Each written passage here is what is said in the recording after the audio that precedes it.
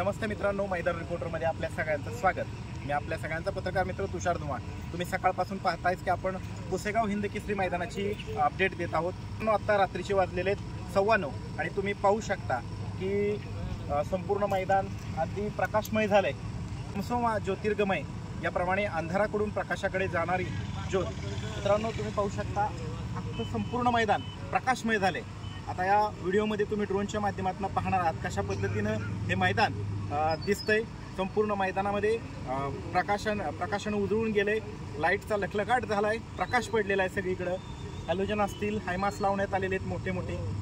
भारतातलं सगळ्यात पहिलं मानाचं मैदान म्हणून या मैदानाला संबोधलं जातं। त्या मैदानाला साजेल अशी तयारी संपूर्ण यात्रा उत्सव कमिटी आणि संपूर्ण ग्रामस्थ पुसेगाव यांच्यातर्फे करण्यात आलेली। आपण आता या व्हिडिओच्या माध्यमातून पाहणार आहोत कशा पद्धतीने मैदान प्रकाशमय झाल्यानंतर दिसतंय।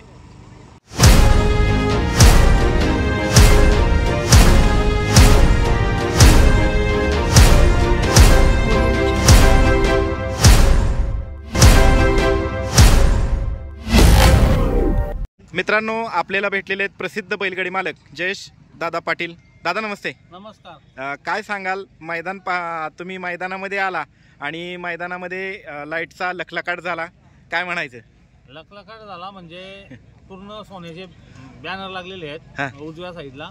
आणि हा मैदान मी सेवागिरी महाराजांना खूप मानणारा माणूस आहे आणि सेवागिरी महाराजांच्या समर्पित होऊन मी या भूमीवर आलेलो आहे।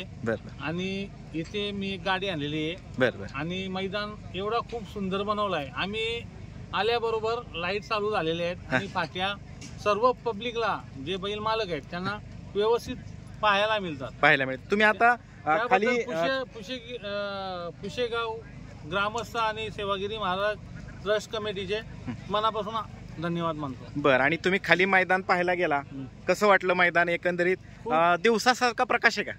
दिवसासारखा म्हणजे असं वाटतच नाही। जसं सकाळी 8 वाजता मैदान चालू होतो तसा वाटतो, तसं वाटतंय। आणि ह्या मैदानाशी तुमच्या खूप गोड आठवणी आहेत। मागच्या 2 वर्षापूर्वी मोठा सोन्या 50-50 न या मैदानामध्ये हिंद केसरीचा किताब पटकवला होता। 21-22, 22-23 हे 2 वेळा हिंद केसरीचा किताब सोन्याने पटकवलेला आहे। आणि ते सोन्याचे जे बॅनर बघून आहे ना, एवढा आनंद वाटतो म्हणजे काहीतरी म्हणजे सोन्याने त्याचा फोटो बघितल्यानंतर आम्ही एकदम सुख शांती वाटतो। सुख शांती आणि एक अभिमान कुठं वाटतो? मोठा अभिमान मला बैलाचाच वाटतो, बैलाचा वाटतो। त्याच्यामुळे जयेश पाटील आहे। बरोबर आहे।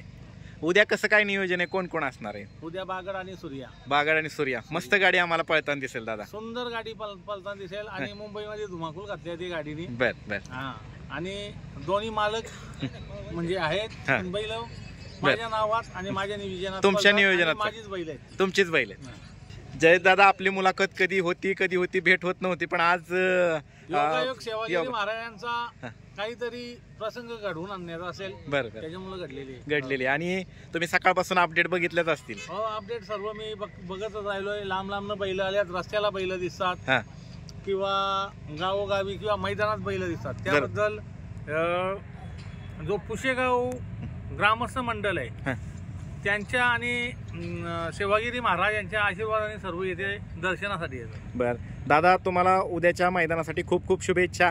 तुम्हाला पण चॅनेलला खूप खूप शुभेच्छा। सोन्या फॅन्स क्लब महाराष्ट्र राज्य। चालते, धन्यवाद दादा। धन्यवाद।